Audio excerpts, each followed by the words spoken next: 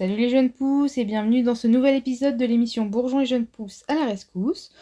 Aujourd'hui, c'est un format un peu particulier puisqu'il s'agit d'un format dans lequel je vais vous retranscrire une conférence que j'ai animée dans le cadre du Salon du bien-être de Draguignan.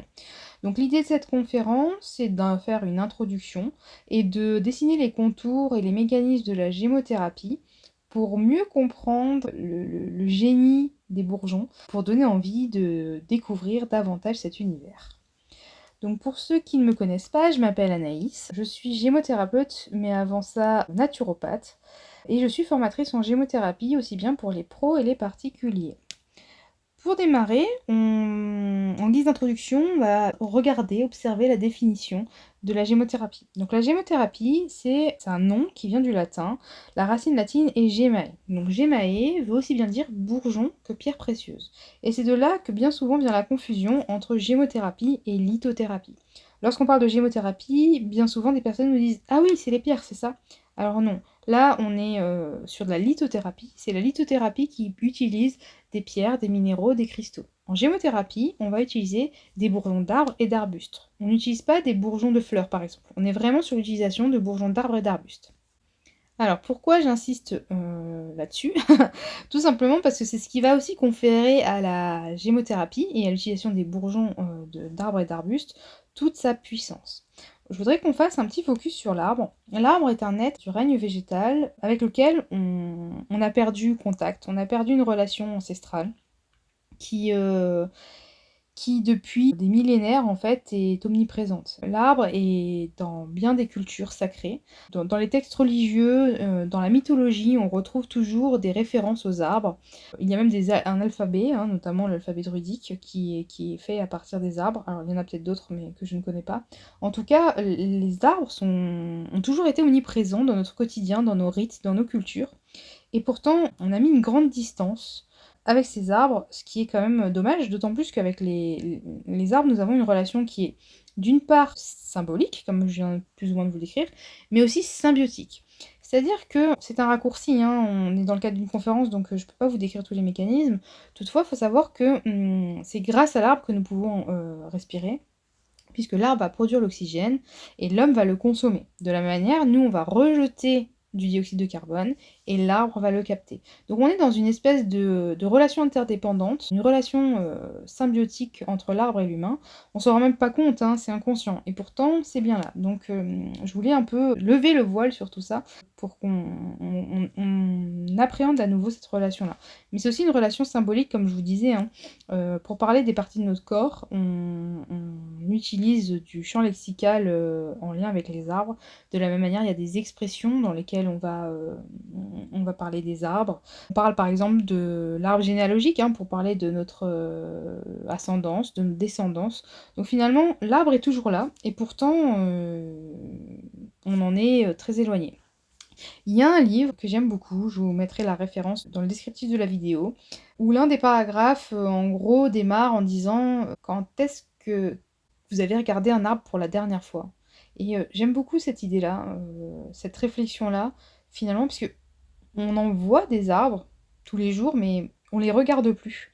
Donc je vous invite à l'occasion à prendre le temps de regarder les arbres qui étaient avant nos compagnons et finalement avec lesquels on s'est séparés. Alors pourquoi on s'est séparés?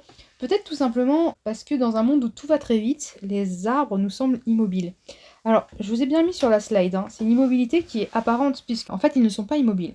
C'est juste qu'ils ne vivent pas sur le même rapport au temps que nous, et qu'ils sont en mesure de se modifier très rapidement, en quelques secondes, sauf qu'on ne le voit pas, c'est invisible. Donc du coup, pour nous, rien ne se passe, alors qu'en fait, il se passe plein de choses. J'ai une anecdote à vous raconter. Alors, cette anecdote fait un peu polémique dans le milieu, parce que déjà d'une part, on ne sait pas trop si c'est vrai ou pas, et même si c'est vrai, on ne sait pas si ça s'est exactement passé comme ça. Quoi qu'il en soit, pardon, j'aimerais vous le retranscrire, puisque même si peut-être que c'est romancé et que la façon dont ça s'est passé est faux, le fond de l'histoire est quand même vrai. Donc en fait, c'est l'histoire des koudous et des acacias. Donc les koudous sont des espèces d'antilopes qui vivent en Afrique et qui se nourrissent d'acacias. Donc malheureusement, certains koudous ont été mis en captivité. Toutefois, pour subvenir à leurs besoins, on leur a mis de l'acacia, enfin un acacia pour qu'ils puissent se nourrir. Le fait est que les personnes qui étaient en charge des coups doux sont revenues le lendemain et ont retrouvé tous les coups doux morts. Alors là, stupéfaction, que se passe-t-il? Pourquoi les coups doux sont morts? Une autopsie est faite et on constate que les coups doux sont morts d'intoxication alimentaire. Alors là, double stupéfaction, comment c'est possible que les coups doux soient morts d'intoxication alimentaire alors qu'on leur a mis leur alimentation de base dans que les coups doux mangent dans leur milieu naturel? Et donc du coup, ils ont commencé à observer, un peu ce qui se passait dans le milieu naturel des coudous. Ils se sont rendus compte qu'en fait les coudous, ils restaient jamais sur le même acacia, c'est-à-dire qu'ils grignotaient quelques feuilles et qu'après ils se déplaçaient. OK, bon. Le fait est que la composition chimique de l'acacia était, modifiée en l'espace de quelques secondes et devenait toxique au coudou. Donc en fait, le coudou était en mesure de manger quelques feuilles sans que ça soit toxique et à partir d'un moment, les feuilles deviennent toxiques. Donc ça veut dire que l'arbre a été en mesure de changer en l'espace de quelques secondes. Donc c'est la première chose. Deuxième chose, c'est qu'ils se sont rendus compte que les coups doux se déplaçaient dans le sens opposé au vent. Pourquoi ils se déplacent toujours en sens opposé au vent? Maintenant on comprend mieux. Tout simplement parce qu'en fait les arbres envoient des messages par les voies aériennes, hein, des messages chimiques qui sont volatiles, pour avertir leurs congénères: attention, danger, les coups doux sont là, faut que vous changiez votre composition chimique pour devenir toxique. Donc tous les arbres qui étaient dans le sens du vent recevaient les messages chimiques et devenaient toxiques, et c'est pour ça qu'en fait les coups doux se déplaçaient dans le sens opposé au vent, puisque du coup les acacias qui étaient dans le sens opposé au vent ne recevaient pas ce message-là et n'est donc pas toxique. Bon, voilà l'histoire. Maintenant, comme je vous ai dit, vrai ou pas, on ne sait pas. Toutefois, ça démontre bien, ça illustre bien la capacité de l'arbre à se modifier très rapidement. Il faut savoir qu'effectivement, les arbres ne peuvent pas bouger, hein. Ils n'ont pas des jambes comme nous, pas des ailes, ils n'ont pas des pattes. Donc en fait, pour pouvoir lutter contre des conditions difficiles, des dangers, des agressions, ils sont obligés de changer malgré tout quelque chose, même si on ne s'en rend pas compte. Il faut savoir que les arbres sont capables de traverser des froids intenses, la canicule, la sécheresse, des inondations, et à rester quand même érigés. Et ça, c'est quand même fabuleux, cette force vitale qu'ils ont. Mais il faut savoir que cette capacité d'adaptation qu'ils ont pour pouvoir faire face à tous ces événements-là est notamment possible grâce aux bourgeons. Donc là, encore une fois, c'est un raccourci, comme je vous disais tout à l'heure, mais je suis bien obligée dans le cadre de cette conférence. Toutefois, on commence un peu à mieux comprendre l'intérêt de la gémothérapie et de l'utilisation des bourgeons à visée thérapeutique, puisque finalement, déjà, cette capacité d'adaptation, on va la retrouver dans le bourgeon et on ne va pas le retrouver ailleurs. Alors, je vous ai fait une petite. Je vous ai illustré, grâce à des images que j'ai trouvées sur internet, la structure du bourgeon. Toutefois, ce qui nous intéresse, c'est surtout de la zone méristématique. Donc, quand vous regardez en bas à droite, je vous ai mis le méristème en vert. C'est cette zone-là du bourgeon qui est particulièrement intéressante en gémothérapie. Le méristème, qu'est-ce que c'est? Donc, le méristème, c'est une zone que l'on retrouve dans les tissus embryonnaires végétaux. Donc, un bourgeon, c'est un tissu embryonnaire végétal. Une jeune pousse, une radicelle, c'est un tissu embryonnaire végétal. Et donc dans les tissus embryonnaires végétaux, on va retrouver cette zone méristématique qui est illustrée à gauche, qui est composée de cellules dites indifférenciées, qui sont dans une phase de multiplication cellulaire intense. Vous voyez sur l'image, on voit plein de petits points noirs très rapprochés, c'est ces zones-là qui sont dans une phase de multiplication cellulaire intense. Bon, alors je comprends bien que ce que je suis en train de raconter, c'est peut-être un peu du charabia, mais ce qu'il faut comprendre, en fait, tout simplement, c'est que ces zones méristématiques, ces cellules-là, indifférenciées, sont très riches d'un point de vue génétique, d'un point de vue des minéraux, des oligoéléments, des vitamines. C'est vraiment en fait ces zones-là qui apportent et qui confèrent à la gémothérapie tout son potentiel. Faut savoir que lorsqu'on utilise une seule de ces cellules, un seul de ces petits points noirs, et qu'on les met in vitro, on va être capable de reconstituer le végétal dans son entièreté. Alors, je ne sais pas si vous voyez où je veux en venir, mais ça veut dire que finalement, une seule de ces cellules, qui est donc, comme je vous disais tout à l'heure, indifférenciée, va nous permettre de recréer le végétal dans son entièreté, à savoir ses fleurs, ses fruits, ses feuilles, ses écorces, ses racines. Et donc, s'il est capable de faire ça, c'est qu'en elle, dans la cellule, c'est qu'il y a toute l'information génétique de la future plante. Et donc, toutes ses vertus thérapeutiques. Alors, pourquoi je vous dis ça? Je vous donne un exemple. Quel exemple on va pouvoir prendre? Voilà, l'exemple du tilleul. En phytothérapie classique, on sait que les fleurs de tilleul sont sédatives, sont relaxantes, sont apaisantes. Et on sait que l'aubier de tilleul, donc l'aubier de tilleul, c'est l'écorce interne du tilleul, est connu pour ses actions dépuratives. Eh bien, figurez-vous que le bourgeon tilleul possède les deux vertus. L'avantage, c'est qu'on est sur aussi des principes actifs qui sont précurseurs. On est au stade embryonnaire des vertus thérapeutiques du bourgeon, donc on n'a pas les effets secondaires qu'on connaît à la phytothérapie classique. Il existe des contre-indications à certains bourgeons. Il existe quelques effets secondaires à certains bourgeons, mais c'est une liste qui est très courte, et une fois qu'on les connaît, on les connaît, et c'est bon.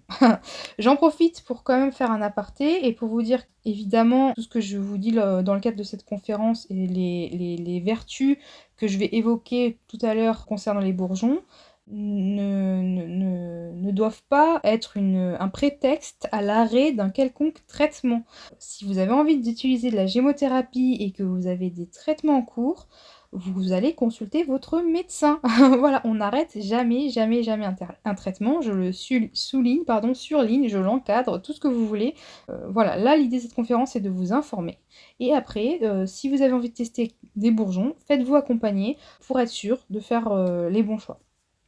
Je vous ai mis une petite citation du docteur Paul Henry. Donc le docteur Paul Henry, c'est le père fondateur de la gémothérapie telle qu'on la connaît actuellement.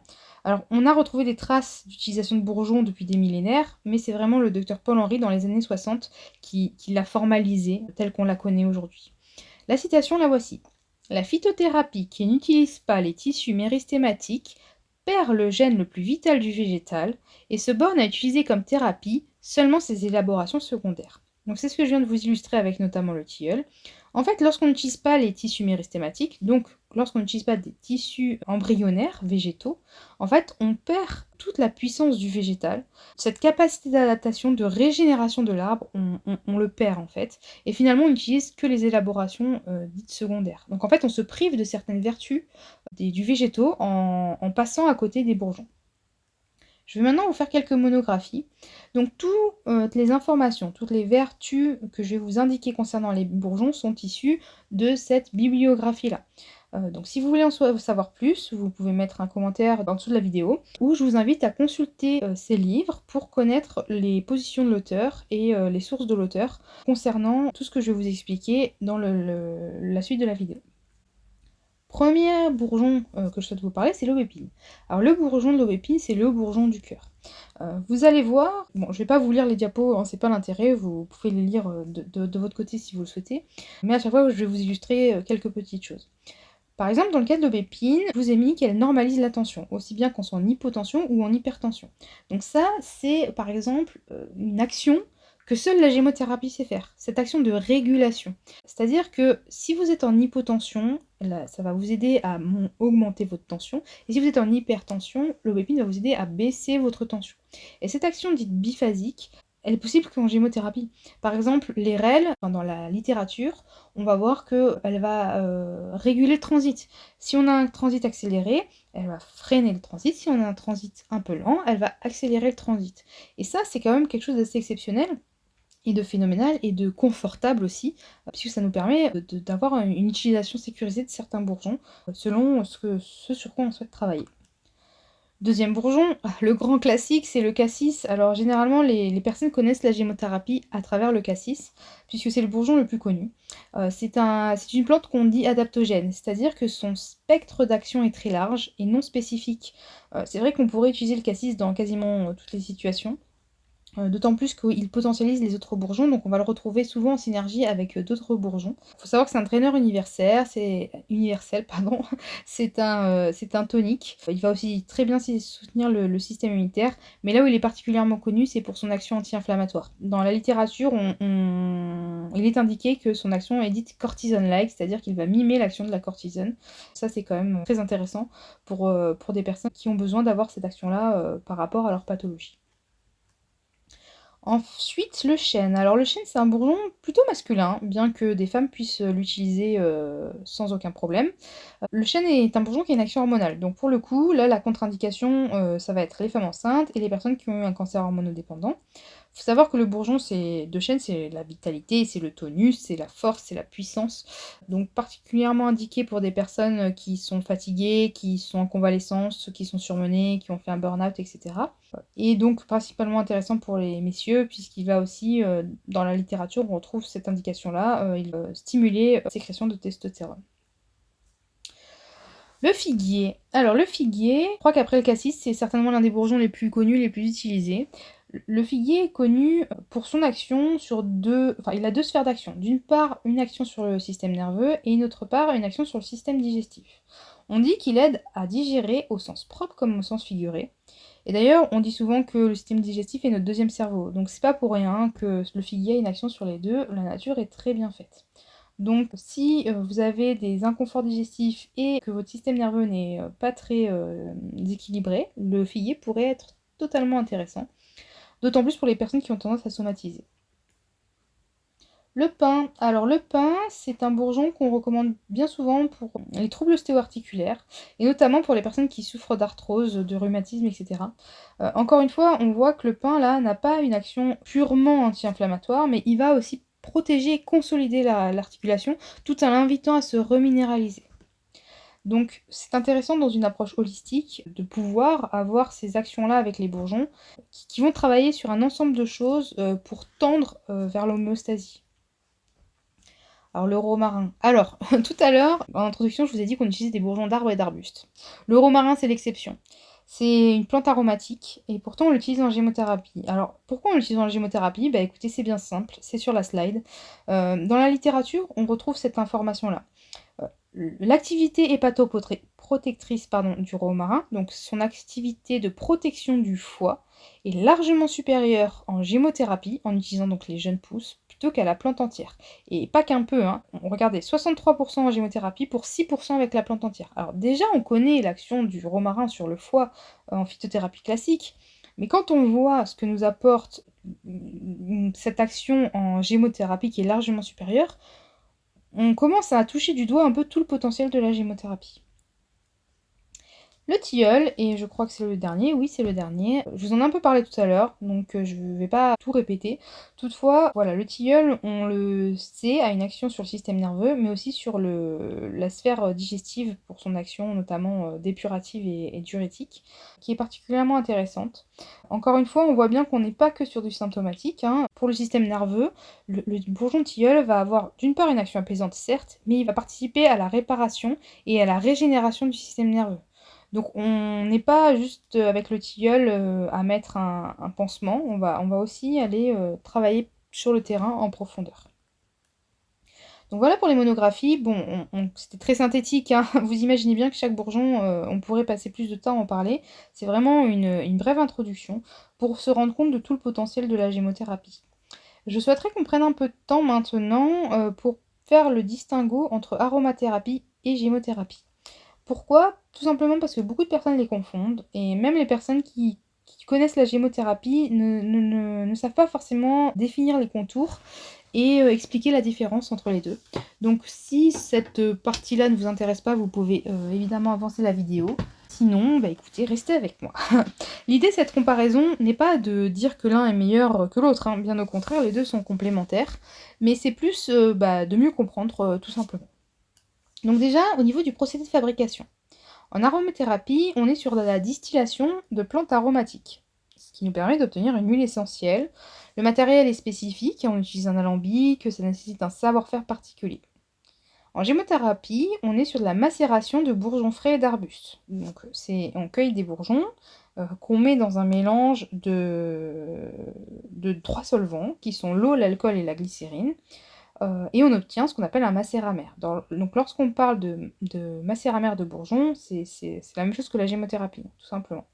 Là, on est sur une facilité de fabrication, c'est-à-dire que tout le monde est en mesure, à partir du moment où on sait reconnaître les essences d'arbres, à se faire ses propres macérats de bourgeons pour un usage familial et personnel, évidemment. Concernant le procédé de fabrication, alors là, c'est une slide sur laquelle je vais passer un peu de temps, parce qu'elle est importante pour moi. Il faut savoir que les chiffres que je vous donne sont parfois variables selon les sources, mais ça représente quand même un ordre d'idée qui est pas anodin.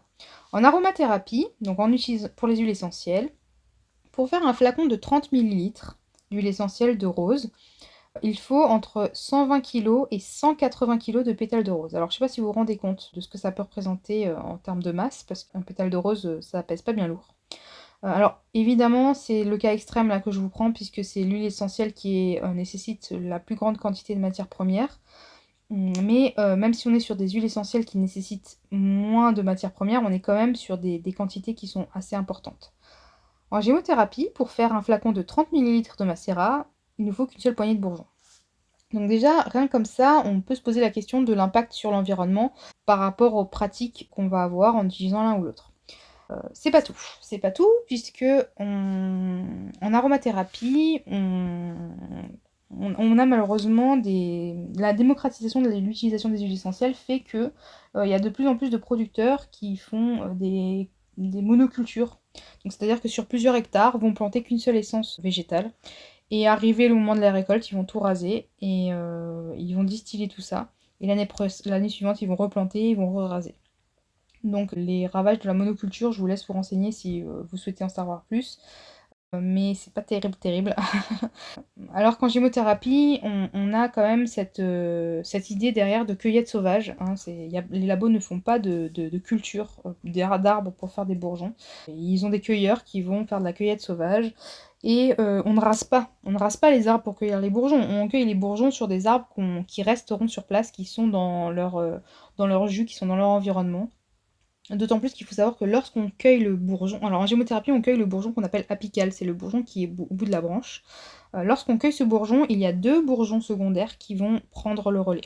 Alors c'est des bourgeons qui seront plus petits, qui auront moins de vitalité et qui auront moins d'informations génétiques, mais ils seront quand même, on aura quand même ces bourgeons-là qui prendront quand même plus d'importance après. Donc on ne rase pas, il y a d'autres bourgeons qui prennent la relève.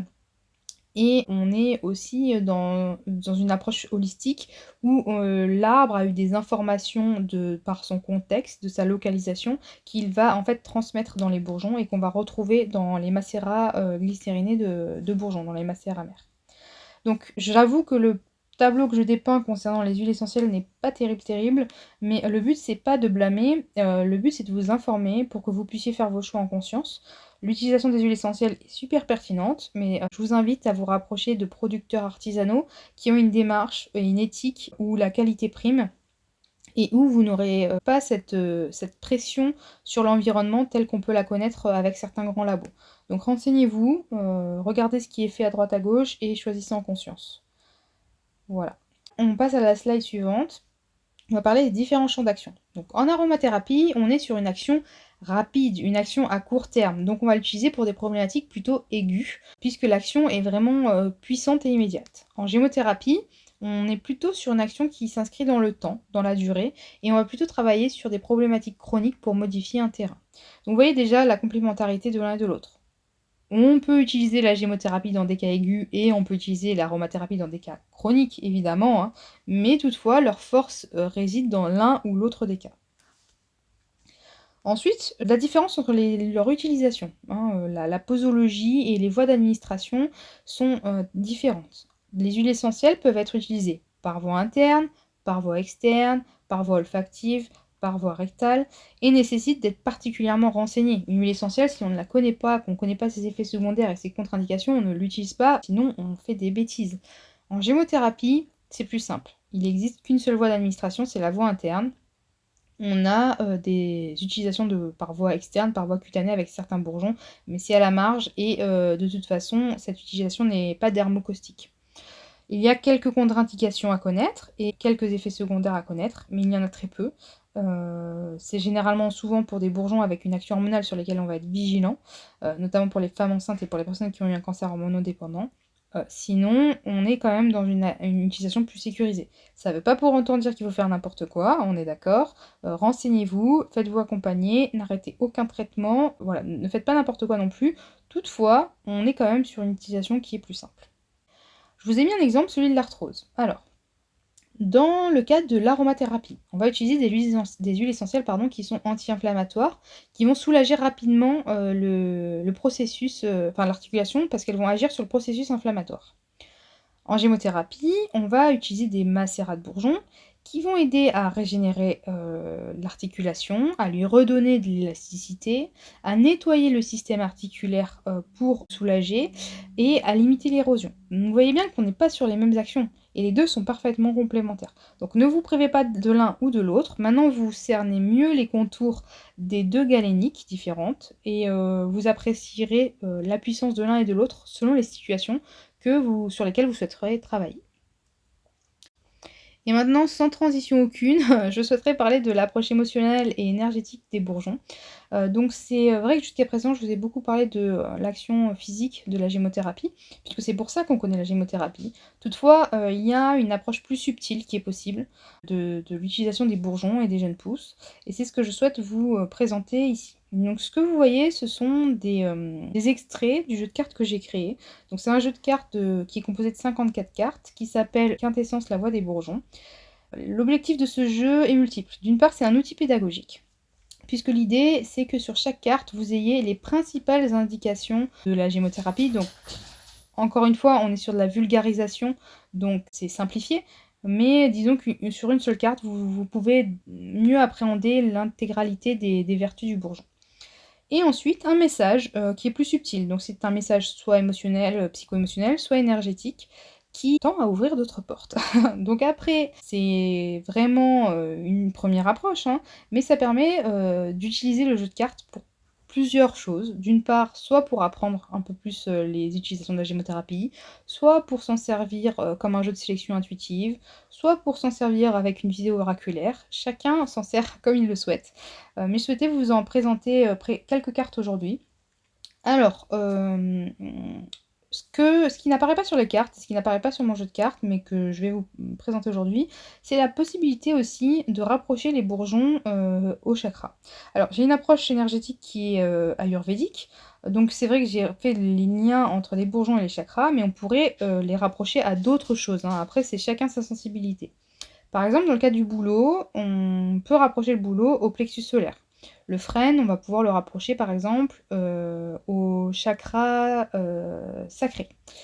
L'aubépine, on va se le rapprocher du chakra du cœur et le chêne au chakra racine. Voilà, donc si vous souhaitez en savoir plus sur le jeu, contactez-moi. Mais voilà, c'est une porte ouverte sur d'autres plans de la gémothérapie qu'on commence seulement à découvrir. Et ce qui m'amène à la dernière slide, c'est justement sur quel est le futur de la gémothérapie. En fait, on en est j'allais dire au stade embryonnaire, sans mauvais jeu de mots, mais on en est qu'au début de la gémothérapie. Faut savoir qu'on découvre tous les jours des nouvelles indications. Il y a de la recherche qui est faite, puisque en fait, la gémothérapie est à la base une galénique qui se base sur une approche, une approche de l'expérience en fait, une approche empirique, voilà, c'est le mot que je cherchais, excusez-moi. Mais ça ne suffit pas à l'heure actuelle, il faut des preuves scientifiques, et donc du coup, il y a des recherches qui sont faites, qui nous permettent petit à petit de légitimer la gémothérapie, ce qui est quand même fabuleux. Donc on continue de découvrir des tas de choses. À l'heure actuelle, on travaille avec une soixantaine de bourgeons, une soixantaine essences d'arbres, allez 70 si on voit vraiment large. Et demain, on peut en découvrir d'autres. Il faut savoir aussi qu'on utilise des essences qui sont majoritairement européennes. Donc c'est d'une part intéressant parce que en fait, on peut... Du coup, on reste local hein, par rapport... Ce que je vous ai pas dit tout à l'heure par rapport au distinguo avec les huiles essentielles, c'est que les huiles essentielles, par exemple, on va utiliser des essences qui viennent de partout dans le monde. Là, avec la gémo, on est vraiment sur des essences qui sont majoritairement européennes. Mais ça veut dire quoi? Ça veut dire que demain, on n'est pas à l'abri d'avoir une gémothérapie asiatique, une gémothérapie américaine, une gémothérapie australienne, une gémothérapie africaine. Et ça, c'est quand même fabuleux parce qu'en théorie, en fait, on pourrait faire de la gémothérapie avec toutes les essences d'arbres. Il faut voir si c'est intéressant ou pas. On en est vraiment qu'au début. Et ça, c'est quand même d'en parler, ça me donne la chair de poule. C'est vraiment magique et fabuleux de se dire qu'on va participer à tout ça. D'autant plus que maintenant la gémothérapie est de plus en plus démocratisée, son utilisation est plus courante. Autant il y a quelques années c'était vraiment un public averti qui utilisait la gémo. Maintenant on a de plus en plus de producteurs, on en trouve facilement en magasin bio. Pour ça je remercie toutes les personnes qui œuvrent à la démocratisation de la gémo, puisque le potentiel du génie végétal qui réside derrière la gémothérapie est exceptionnel. Bon, vous avez compris, je suis passionnée, donc je prêche pour ma paroisse. Mais voilà, j'espère vous avoir un peu transmis de cette passion, en tout cas aujourd'hui. Je vous laisse avec une dernière citation de Philippe Andriane qui dit: «Les bourgeons sont aux végétaux, ce que les pierres précieuses sont aux minéraux». Et je vous laisse apprécier cette magnifique citation pour vous rendre compte de la richesse que nous apporte la gémothérapie. Je vous souhaite une très bonne journée et je vous dis à très bientôt.